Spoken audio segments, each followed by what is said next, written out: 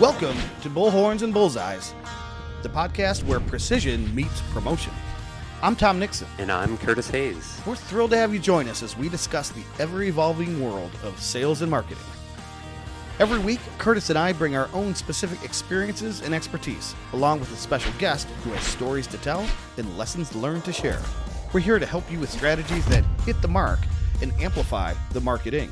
Before we kick off today's episode, make sure to hit that subscribe button to stay in the loop. And if you find our discussions on target, leave us a review. Your feedback means a lot to us. Now get ready for insights, tips, and conversations that will up your marketing game. It's Bullhorns and Bullseyes with Curtis Hayes and Tom Nixon. Let's ride. Thank you, everyone, for coming back to Bullhorns and Bullseyes. Hey, Curtis, thank you for having me back. Well, you're always welcome back, Tom. I couldn't do this without you. Well, probably quite literally. So that's good. Job security. Yeah, I need you. Yeah. Oh, it's nice to be needed. Okay, good. Tell that to my family. Anyway, here we go. We are going to explore some new territory today, you and I, Curtis, because so far we've been talking more so about LinkedIn than any other social network in terms of marketing and doing Bullhorns and Bullseyes activities. But today we are going to step into the Metaverse and we're going to talk a little more about Facebook. Yeah, not to be confused with some of the other meta episodes we've had previously, which really haven't covered the company, Right. Which is Facebook and Instagram, for those of you who don't know. But yeah, so we've got here today Katie. So Katie, gosh, I think 17 years ago, hired Katie back in the previous agency that I was at. So Katie and I have known each other a long time. And for probably 15 of those 17 years, Katie and I have worked together in some capacity or another. And so through that journey, when I left and eventually started my own consulting, Katie shortly followed and was consulting as well. And I told this story in a previous episode. We pitched a deal together and knew we needed to do things a bit differently and combine forces. And so one day at lunch, we sat and kind of on a napkin sketched out some ideas of different names. And so Katie is pretty much an honorary, co-founder of Kaleidoscope. She's been here since the very beginning, and we kind of divided forces then. And I kind of took the more analytical, like Google Ads route and those types of things. And Katie jumped in to doing Facebook. So I can't remember, when that was. Katie, how many years of experience you do have with Facebook advertising? When do you think around that time was? Yeah, it was probably, I feel like Kaleidoscope hasn't been around quite 10 years, but I feel like I've been in it in some capacity for a very long time. So 10 years sounds like a good number, but it's been a while. Yes, it does. Well, Facebook's changed a lot. Was it even around 10 years ago? I can't remember quite when it, probably, 2015. It was certainly around. It was like when it first started. So, well, the first thing we should do is talk about why we're talking about Meta or Facebook, because I think most of the stuff that we've covered so far has been geared towards a B2B type of audience. And we should probably dispel what I think is probably a common notion that businesses have no business conducting business on Facebook. They should be over at LinkedIn solely. And that's not necessarily true, is it? Even in the B2B space, Katie? I don't think so. It's because I think even though you're going after businesses on LinkedIn, they're still people, right? And they're not always doing business. So in most cases, not everyone, but most cases, these people are using their smartphones. They're, on social, in Facebook, Instagram, TikTok, Snapchat, whatever it may be. So I think there's still a place for it. And, those people are still there. It's just a different sort of like avenue to attract them. And what I feel is a different way than what you would do on LinkedIn. Is it true, Curtis, maybe this one's for you. Is it true that you do have some targeting capability within Facebook, or maybe you should answer that, Katie, because I think people think, and I think even that, well, on LinkedIn, their people's title, their job, duties, and you might not know that on Facebook, but you're still able to target with some degree of specificity on Facebook, even if you're doing a B2B type campaign. Yeah, absolutely. I mean, you can still do a lot of targeting like you do or similar to what you do on LinkedIn, but you're right, you're not going to get, exactly their, employer or the level that they're at in sort of their role and some of those different types of things, but there's still a lot of user behavior that you can target. So if, let's say, you're targeting somebody to sell a product, you can find people who are interested, really, I guess, in anything, people who are interested in an industry or a thing or, any kind of genre of things. And like, that's one way to do it, right? But then you can layer on top of that, you still have the capabilities of like uploading customer lists. So like e-commerce, let's say you wanted to go after, repeat customers or repeat business, you have the ability to do that. But then you also can use website visitors. You can create lookalikes on, again, customers or, certain behaviors that people are doing on your website. And so those are just a few of the ways, but I think there's definitely ways to attract your customers similarly how you're doing it on LinkedIn. It's just a different platform. Yeah. And Curtis, it's interesting sort of because we talked about how old Facebook is. And I remember when Facebook first came out, and part of the appeal is you could reach these mass audiences really at scale and at very little cost.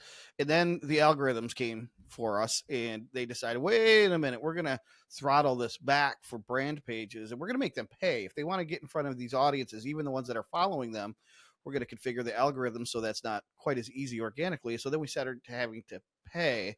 And now, don't we live in a world where there needs to be a mixture of both sort of an organic Facebook strategy and a paid Facebook strategy? And don't they work better when they're together? Right, 100%. Right. So, and your audience may be on Facebook and they may be on Instagram, and we do have to think of them almost as the same platform in many ways, because we can serve up content to both platforms, and then depending on what those users' preferences are, what platform they want to use, then we can be promoting or showing that content organically in those spots. Obviously Reels are going to perform better in, say, Instagram, while maybe getting things in the feed with a carousel ad or something like that inside of Facebook is going to be a bit more effective, or maybe a video. Of course, including links and those types of things is a little bit easier. I do want to mention forms again, because that was a big topic I talked about. Katie could talk about Facebook forms at some point here, but like, the ability to use LinkedIn forms, use Facebook forms for lead gen can be really effective. So again, instead of sending somebody to your website, which, by the way, the Facebook pixel is super important. You want to do remarketing that Katie talked about. You want to build lookalike audiences, making sure the pixel is properly configured. You're firing custom events, those types of things is really going to improve your campaigns and the ability to do kind of more advanced targeting and different things like that. So some of that, just if you don't mind if I interrupt, some of that may sound like a foreign language to lay people amongst the audience. So when you say there's a Facebook pixel that needs to be configured properly, just real quickly for people who don't know exactly what you're talking about, how that works, why that's so important. So the pixel, which each platform is going to have a pixel, each platform might call it differently. LinkedIn, it's called the Insights tag, but you would install that either directly on the website in the header, similar to how you would install your Google Analytics cookie, or the better way to do it would be to put it inside of Google Tag Manager, which your developer or webmaster could do for you. And then within that, you can fire custom events. So let's say, for example, an example of what you could do with the pixel is fire an event when somebody completes an action on the website you want them to complete.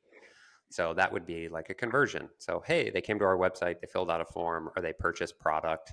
Let's send that event back to Facebook so Facebook can learn off of that. We have it for reporting, so we know if the campaigns are effective or not. But we can also tell the algorithm, go and find us more people who are likely to potentially do this action based on the users who are performing that action. Or you may say, let's build an audience based off of people who are visiting this specific page of the website. So now you'd say, oh, hey, they're interested in this content. So now we could build a specific audience to send targeted messaging to based on what they're visiting. You can't do any of that without the pixel. Right. And Katie, that's why when you mentioned lookalike audiences earlier, I was going to have you explain that, because I think right there lies probably the reason why Facebook or Meta can be so effective is because, yes, it's maybe not considered the B2B platform that LinkedIn is, but you're actually building audiences that are doing the consumer behavior that you want future audiences to do. And you can tell Facebook to go find people that look like this, not physically, but that act like this, that have the same interests. And that's extremely powerful because I think people spend more time on Facebook and they probably do more commerce-y type things on Facebook than they do on LinkedIn. I'm sure the stats bear that out, but isn't that how Facebook becomes a B2B platform sort of within its metaverse? I wouldn't say it's the only way, but it's definitely a good way that businesses can do that. I mean, like, not only can you target the right, like, I guess just another layer on top of the audience piece is to Curtis's like sort of story of like, hey, we could target people who visit these pages. You can take that a couple steps further even and say, hey, we want people who came to this page, maybe spent this much time perhaps, right? Or like did these certain actions, but then maybe they didn't convert, right? And so now we're going to run a campaign specifically to that group of people with maybe a different offer, a different message, something like that, right? So that's one way. Like I have an example of a client who we are essentially trying to get people to sign up to purchase products from them. It's a very niche market. Like it's been tough to crack to begin with, but we've now found that a lot of people are signing up, but then they're not actually completing a purchase, right? So now we have new campaigns that are going back out. They already know our brand. We're going back out and we're basically saying, hey, we saw that you signed up. Like you already kind of did the hard part. Come back and make your purchase and here's an offer. And, it's another way we kind of brought them in this audience of like, hey, we want people in this industry. And we had achieved that. Then we came back at them again and said, hey, now we want you to come, sign up. And they did that. Now we want them to purchase. So we're kind of building that funnel that a lot of people, I think, use on their websites. And now we're doing it in a social way with a platform that's getting in front of a lot of eyeballs. It's funny because far be it for anyone to call me savvy at anything, but I'm savvy enough to know how that works. So we talked about this on a previous episode.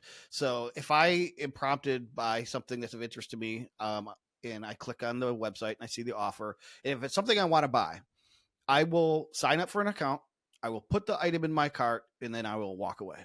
Because I know what's coming is hey, you didn't buy, here's a 15% off coupon code. And I'm like, boom, boom, boom. And I go check out. So, are consumers that savvy? I don't know, but they probably will increasingly be so. And it stresses, I just wanted to stress the importance, and maybe you could expound on it, why you need those follow through campaigns, because you might have a whole group of people who either are doing intentionally what I did or unintentionally, and they forgot or they got distracted or they had second thoughts or whatever it is.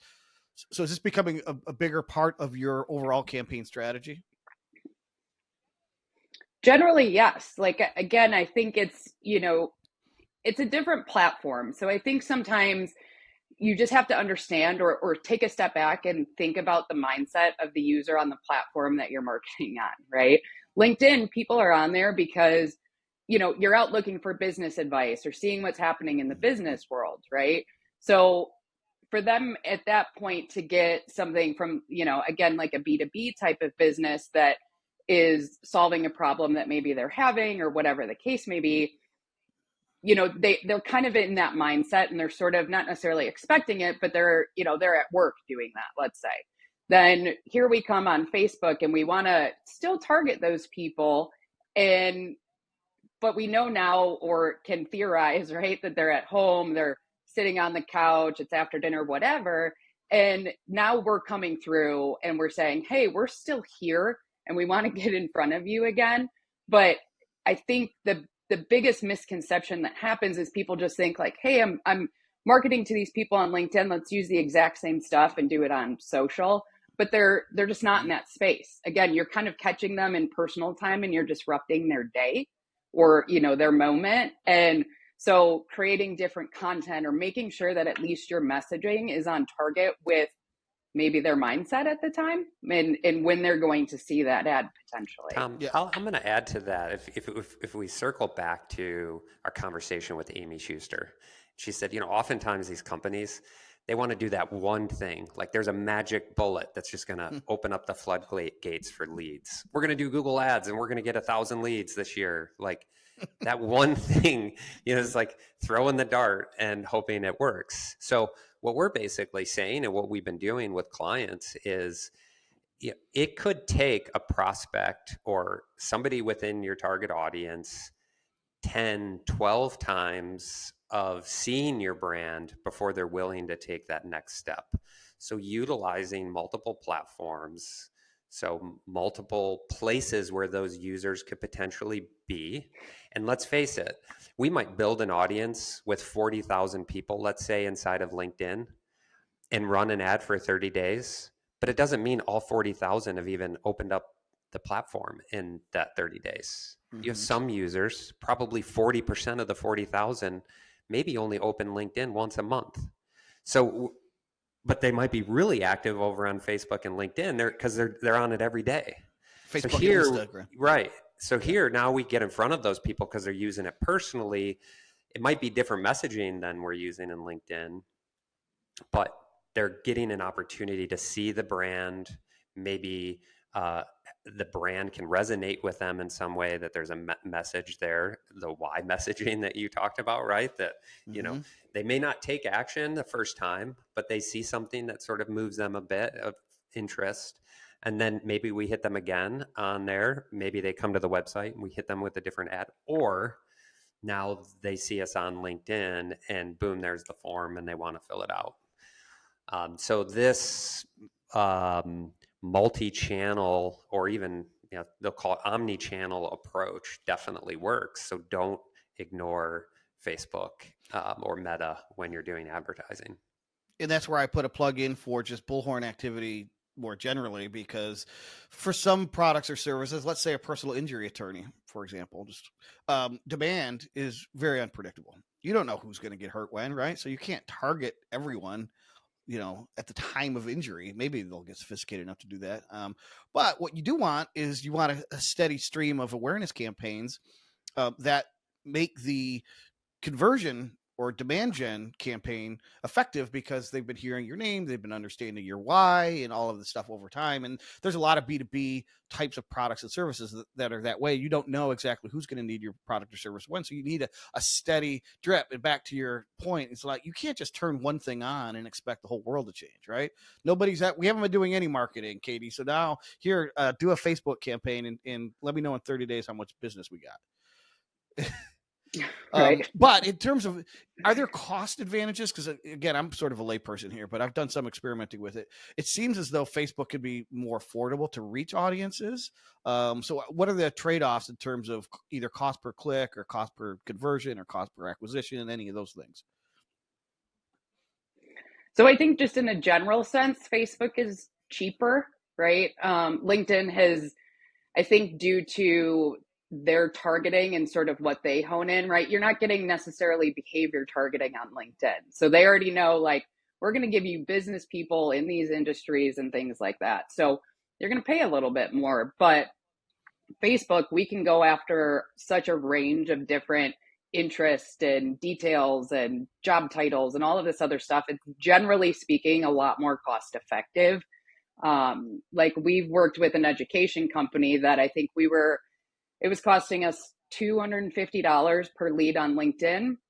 We ran similar style campaigns, same objective, like getting leads through forms. And I think we were close to like $100 per lead. Now there's trade-offs in all of that. It varies, and like there's so many variables in LinkedIn or in Facebook to be able to like give apples to apples generally. But I would say on like a high level, you're generally going to spend less on campaigns in Facebook and still see results than something like LinkedIn. And that's really where you can't stop your measurement. Again, I'll circle back to Amy Schuster and some of our conversations with the kind of closed loop marketing that we need to do between sales and marketing, right? So in this education example, Katie's exactly right with our numbers, right? So we were $250 to $300 per lead inside of LinkedIn on any given, campaign or week. We start running Facebook, we're getting to 100. But you've got to look at the next level to say, are those leads qualified? Are they talking to sales reps? Are they getting demos booked? Are the reps quoting these prospective clients? So again, how is that moving through the sales funnel? And then are you getting any closed deals? So in this specific example, the quality was better in LinkedIn, but we were filling the funnel with leads that were semi-qualified. And at the bottom, there were still some that were converting to clients. So again, that's just that trade-off. There might be more work for sales to do email follow-ups and calling these leads, and they might have to do a bit more to nurture the leads that are coming in, but we're still filling the funnel at the top. And so look at your KPIs and objectives and within an organization, and then say, okay, how can these platforms help us at different stages of the funnel? Well, and speaking of prior episodes, I want to go back to the three-parter that we opened this podcast with Mario D'Aquila, right, who, if you missed that one, he has an assisted living services agency in Connecticut. And he goes so far as to not just measure the cost per acquisition, but the cost per lifetime of the client, because that's where the proof really is. So how long do they stay clients? Do they refer another piece of business to you? That type of thing. So that's when you get really sophisticated. Maybe talk a little bit about what he found there, just at a high level. Yeah. And I'll just say it does take companies some time to get to that point. And they're continuing to refine that. But yeah, I mean, essentially every client might be different, but if you can get to that point where you have an average lifetime value that you can calculate based on the product or service that they're purchasing, and get that into a CRM or some sort of tool that we can report on, then we get to the point where we could really report on, if we're looking holistically at all the different platforms, we're doing something more like a marketing efficiency ratio, where you could look over time and say, hey, okay, over the last quarter, over the last year, on all the platforms, we spent X. Knowing that our attribution isn't going to be 100% across each platform, but then saying, what's the total revenue we got from these marketing activities? And then do that differentiation between revenue and cost. And there's your marketing efficiency ratio, and say, well, okay, this next quarter, maybe let's pull Facebook out of the mix and see what happens to that MER. Does it stay the same, or did it, go down? And then you could come up with the hypothesis that, oh, Facebook might be, even though maybe people don't fill out forms or they're not as qualified right off the bat, it is supporting the other activities we're doing. You love those data analytics. God bless your soul. I just want to catch a copy. Curtis, I know you wanted to ask Katie before we wrap up something about using Facebook for HR as well. What did you want to explore there? Yeah, so this is a bit tricky to do, and oftentimes, I mean, there's a few different things with the platforms we should probably mention. That, like you mentioned, personal injury attorneys. None of the platforms really allow us to sort of take advantage of people's circumstances, let's say, right? Mm-hmm. So if somebody has a health condition, the platforms don't want you taking advantage that they have that health condition and pushing messaging to them, again, that could affect their well-being potentially, or take advantage of that, again, to do advertising and sell them a product or service. So you really have to be careful about that. That sort of also exists on the HR side and anti-discrimination and those types of things. So the platforms are really careful when you're then doing a recruiting type campaign. They want to actually push you into a different sort of ad platform.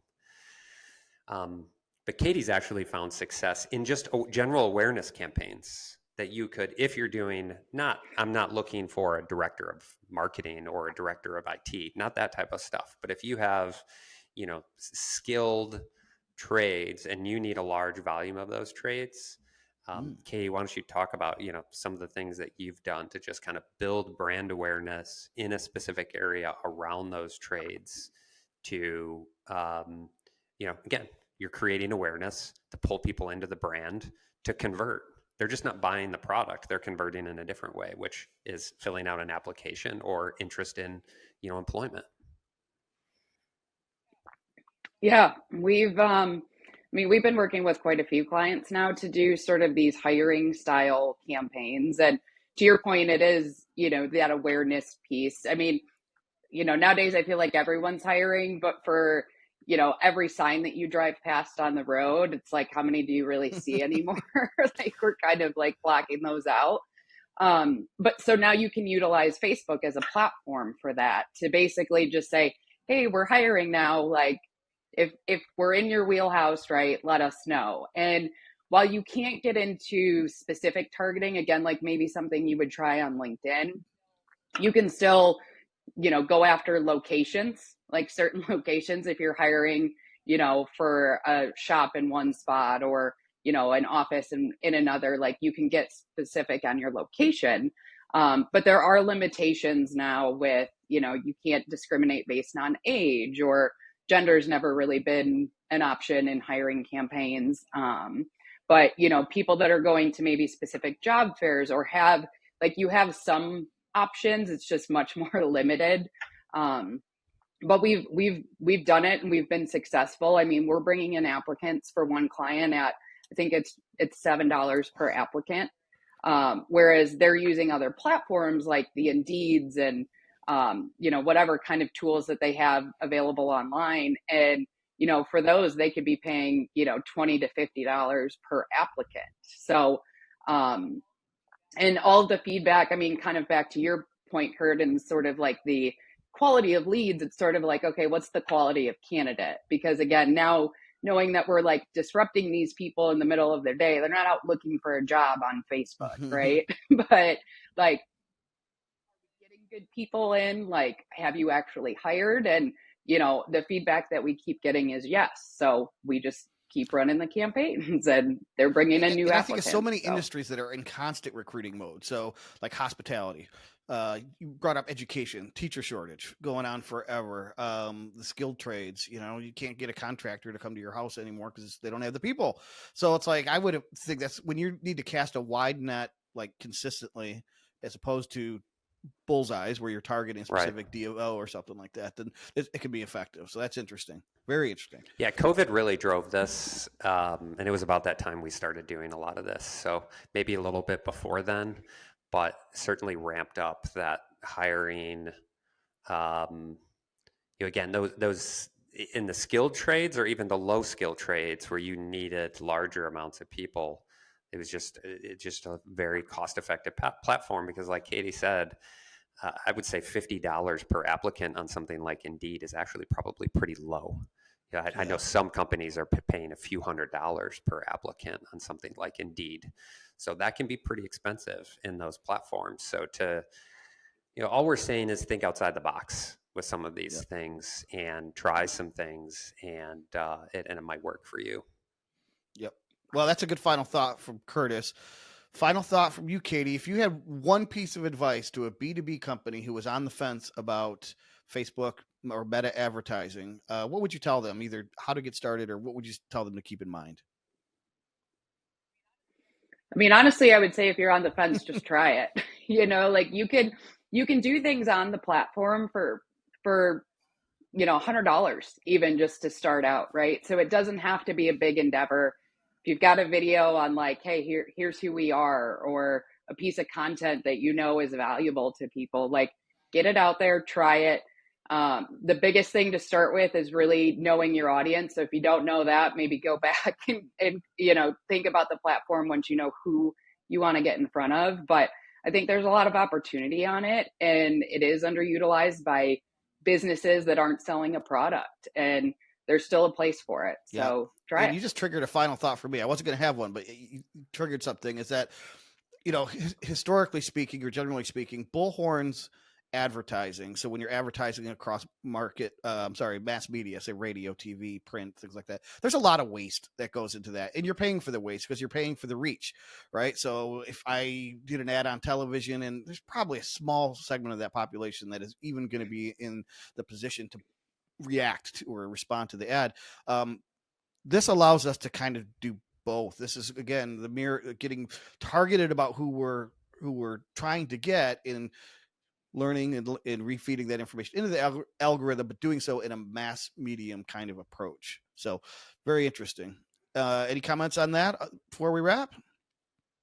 No, I just want to say thank you, Katie, for coming on, and we're going to have you back on again in a short period of time to cover some other topics as well. So Katie's kind of a jack of all trades, but she is master of quite a few. So a couple of these master kind of topics, we're gonna bring her back for some advice. Awesome. Well, Katie Decker, thank you for getting us out of the humdrum of LinkedIn and over to the fun area of Meta, Facebook, and Instagram. But alas, back to work. So thank you all for listening and watching Bullhorns and Bullseyes, and we'll be back next week with another episode.